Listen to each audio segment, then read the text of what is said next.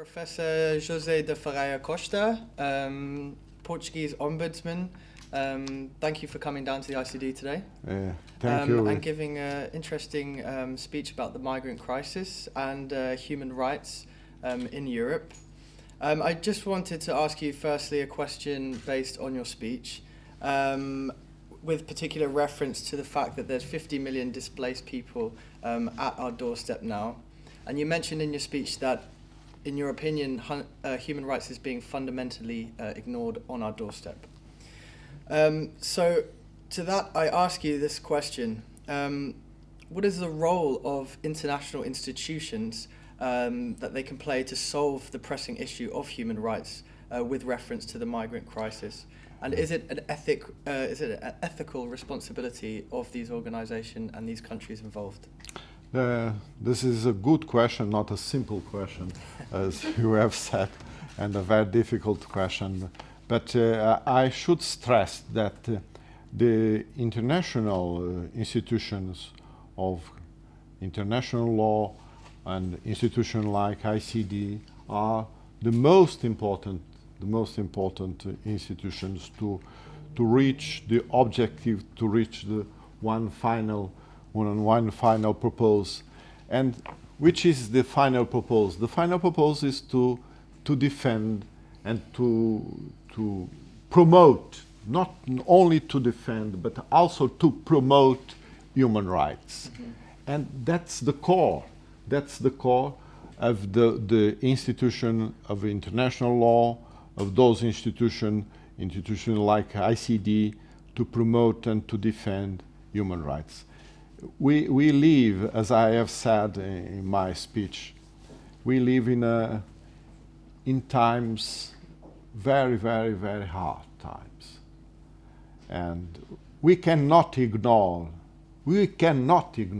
ethically and personally, we cannot ignore 50 million of people that are displacement.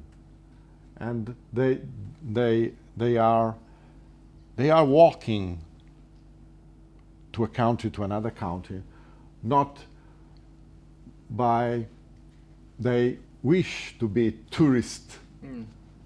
They are walking to another country because they have fear. They don't have house. They don't have food, famine, disorder, insecurity. Those are the circumstances of those 50 million people in our world. Okay, thank you. I have another question relating to Portugal. I've come into a lot of contact with Portuguese people in London. That's fine. Yeah, I'm very proud. Yeah, my stepfather is also from Portugal. Your stepfather. Yeah, from Viseu. I'll be there next month. Yeah. Oh, that's fine. But I'm particularly interested in Portugal because there are many people leaving Portugal to work in London. Yes. And Portugal is actually, as I'm sure you know, currently facing a rapid population decrease. Yes. With lots of emigration as well to other communities within Europe and outside in North America. So, in terms of what the Portuguese government is doing about this migrant crisis, shouldn't it perhaps be perceived as an opportunity rather than a crisis for the government of Portugal, given the population decline? I may say that as ombudsman, I'm not representing the government. Okay, yes.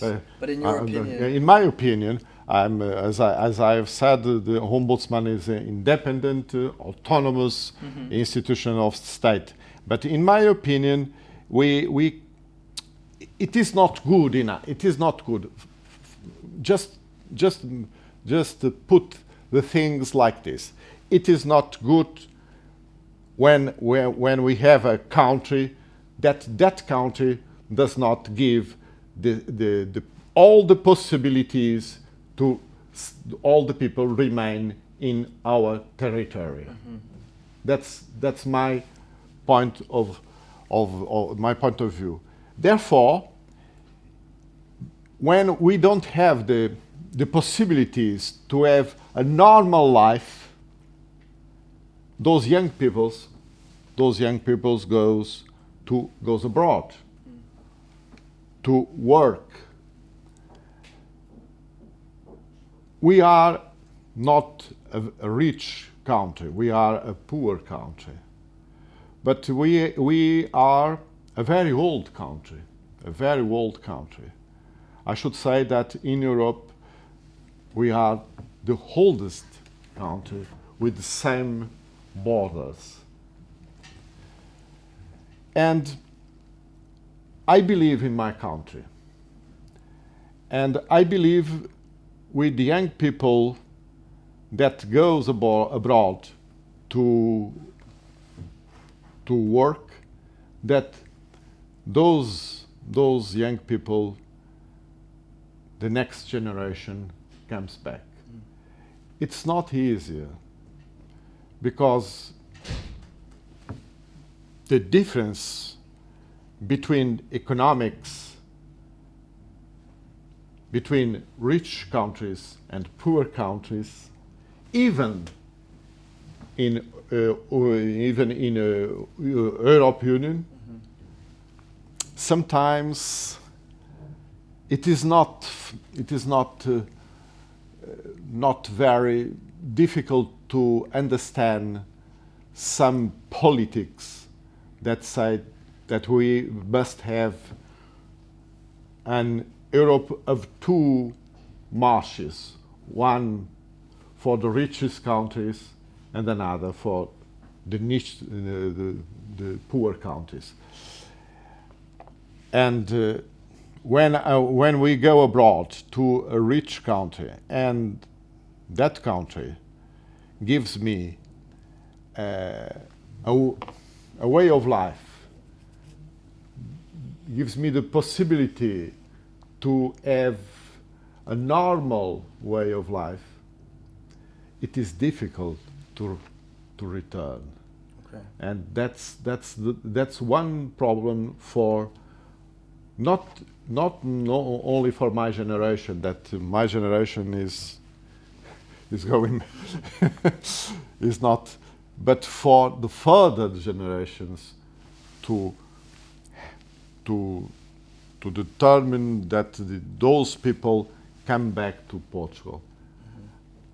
I believe in Portugal, and I believe that those young people that unfortunately have to go abroad to work, that someday they return. All right. Well, finally, on that note, and if they return, and being that there's an opportunity here for Portugal, countries like Portugal, like you said, the poorer nations within Europe, to capitalise on this migrant crisis in a mutually beneficial way. How can countries like Portugal use their culture, their very rich and diverse cultures, in including and integrating these people within their society? So using cultural diplomacy. That's an important issue, but I should say cultural diplomacy. They could have an economic value when we put the tourism. I should put 3 pillars: tourism, economic, and cultural.